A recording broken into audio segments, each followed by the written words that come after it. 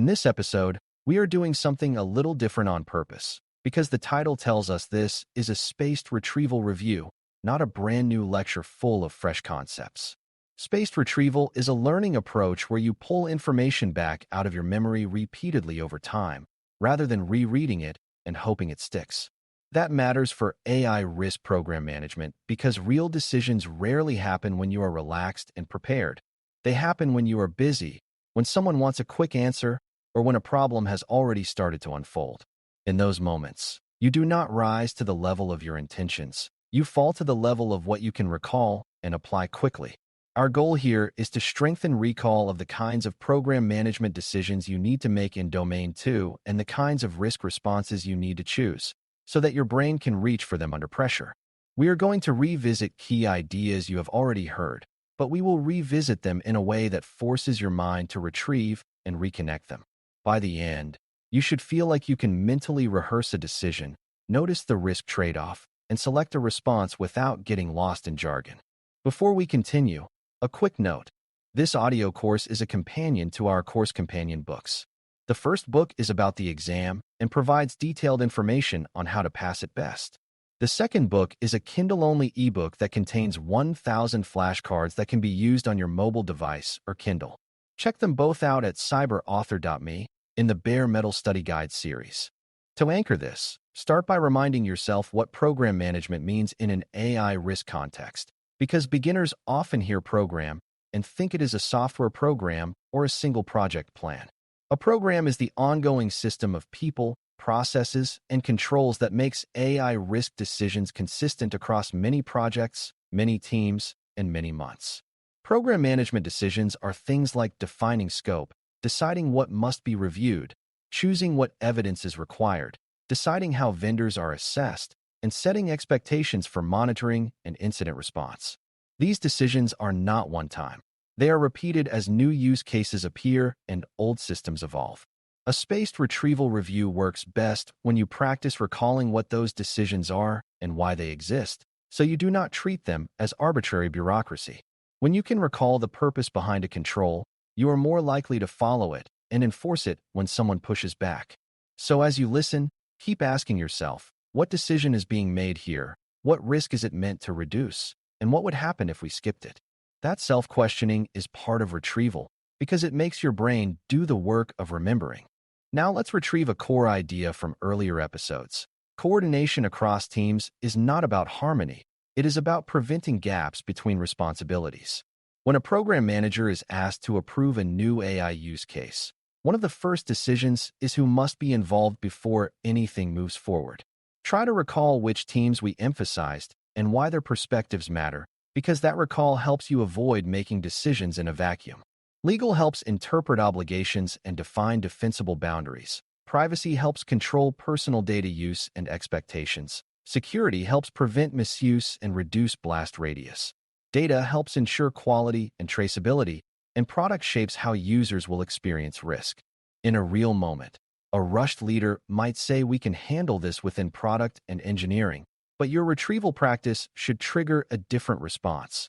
High-impact AI decisions are cross-functional by nature. Program management is the habit of insisting on the right perspectives early, even when timelines are tight. If you can recall that coordination is a safety control, you can defend it as necessary rather than optional. That is a key skill you want to have available in memory. Another memory to retrieve is vendor risk management. Because many AI capabilities come from third parties and program managers often inherit those decisions.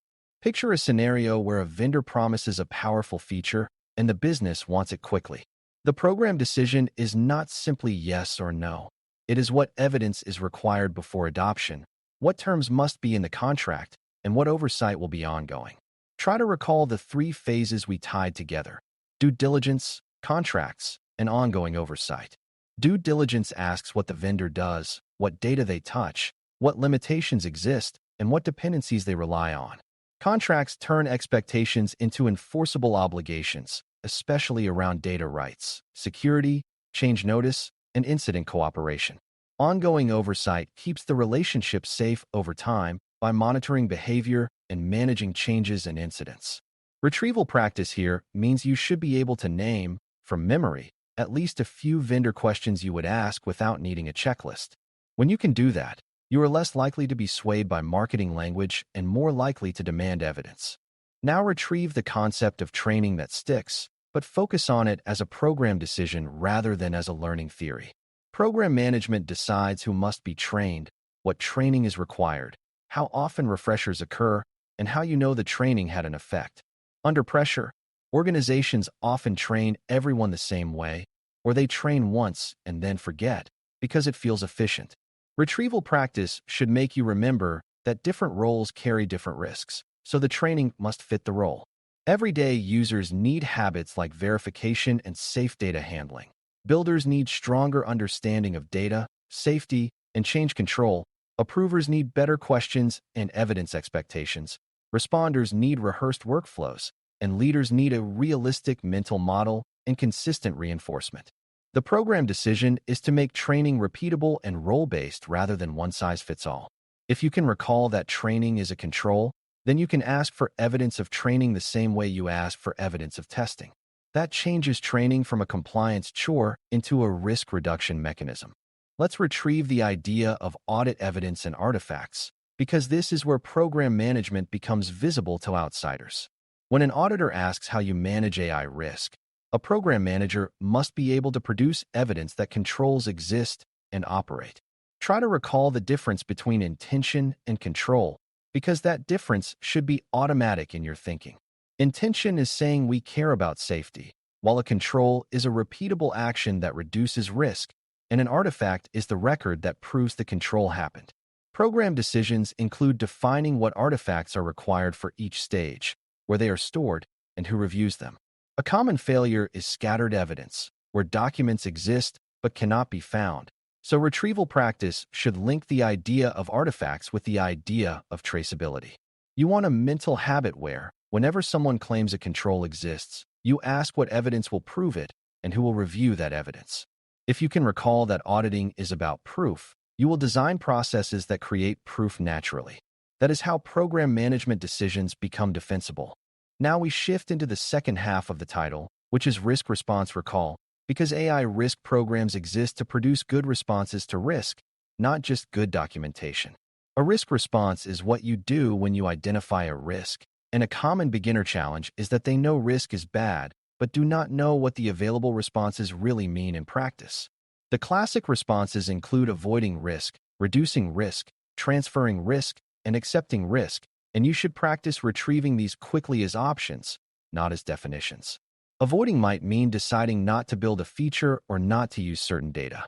Reducing might mean adding controls like guardrails, monitoring, or human review.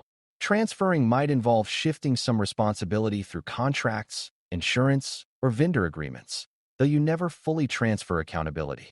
Accepting means acknowledging the risk and deciding it is within tolerance, which must be justified and monitored rather than ignored. The retrieval goal is to hear a risk and immediately think which response category fits and what evidence would support that choice. Under pressure, people jump to acceptance because it is faster, so your practice should make reduction and avoidance feel equally available. To make this recall stronger, imagine a program manager facing a request. A team wants to deploy an AI tool that summarizes internal tickets and suggests resolutions. The risk might include exposure of sensitive information, misleading advice, and over-reliance by new staff. Retrieve your response options and mentally test them.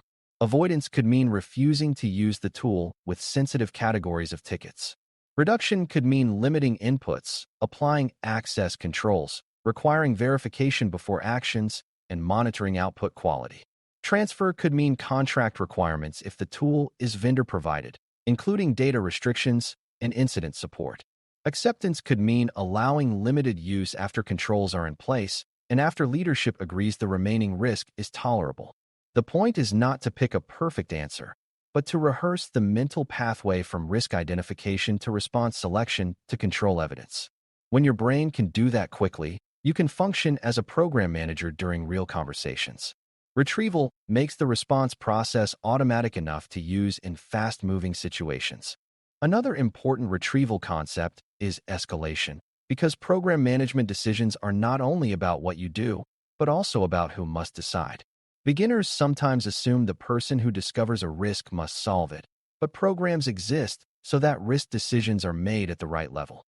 Some risks can be handled within a project team using established controls, while others require cross-functional review and leadership decision because they affect reputation, legal exposure, or customer harm.